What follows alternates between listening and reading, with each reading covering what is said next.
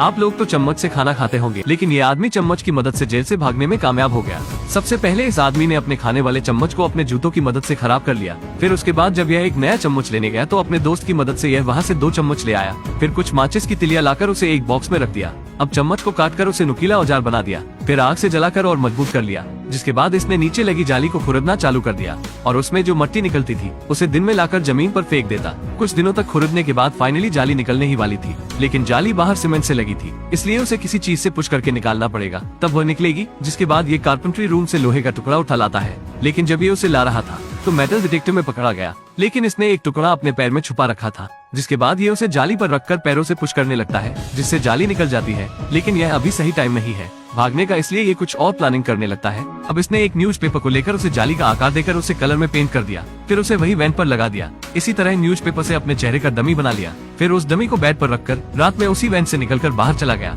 अब बाहर आकर जेल से बाहर निकलने का रास्ता ढूंढने लगा, लेकिन उसे कोई रास्ता नहीं मिला। तब जब वो जेल की छत पर चढ़ा तो उसे छत पर एक वैन मिली, लेकिन वो उस पर अकेले नहीं पहुंच पा रहा था। तभी इधर जब गार्ड पेट्रोल कर रहा तो उसने जब कैदी को सोता देखा, पहले तो उसे शक नहीं हुआ, लेकिन जब उसने दूसरी बार देखा तो उसे शक होने लगा, क्योंकि कैदी कोई हरकत नहीं कर रहा था। जिसके बाद गार्ड ने अपने डंडे को नीचे गिरा दिया, लेकिन कैदी ने तब भी कोई हरकत नहीं की तो गार्ड उसे उठाने लगा। लेकिन जब तक कैदी बेड पर आ चुका था, अगले दिन जब सब खाना खा रहे थे, तभी इसने अपने पड़ोस के 3 कैदियों को अपना साथ देने के लिए मना लिया, क्योंकि उसे पता है कि वो अकेले ये सब नहीं कर सकता है। अब रात में ये कैदी अपने एक साथी को लेकर वही वैन के पास पहुंच गया। जब इसने उस पर चढ़कर देखा तो वहाँ वैन पर स्टील की मोटी चादर लगी थी, जो सिर्फ इलेक्ट्रिक ड्रिल से ही निकल सकती है।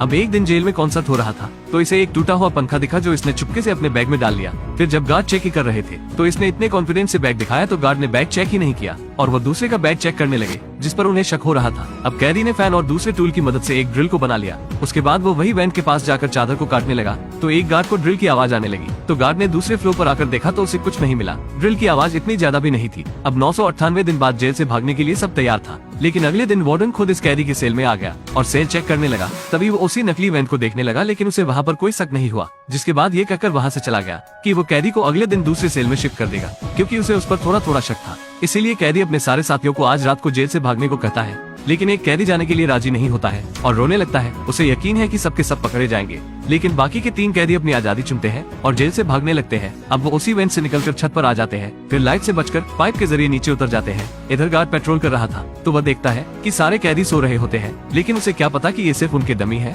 अब तीनों कैदी जाली से कूद जाते हैं। इधर चौथा कैदी भी उसके पीछे जाने लगता है, लेकिन वह अकेले उस वैन तक नहीं पहुँच पाता है। बेचारे ने अपनी आजादी अपने आप खो दी। अब तीनों नदी के पास आकर होममेड लाइफ रैफ्ट को पहन लेते हैं, फिर नदी से तैरकर वहाँ से जाने लगते हैं। इधर जब सुबह होता है, गार्ड जब कैदी को उठाने आता है तो वह देखता है ये कैदी नहीं बल्कि उसका डमी होता है। जिसके बाद वो जेल का अलार्म बजा देता है। अब सारी पुलिस फोर्स उन तीनों को आइलैंड पर ढूंढने लगती है, लेकिन वो कहीं भी नहीं मिलते हैं, क्योंकि वो वहाँ से भागने में कामयाब हो चुके होते हैं। और इस तरह से मूवी का एंड हो जाता है।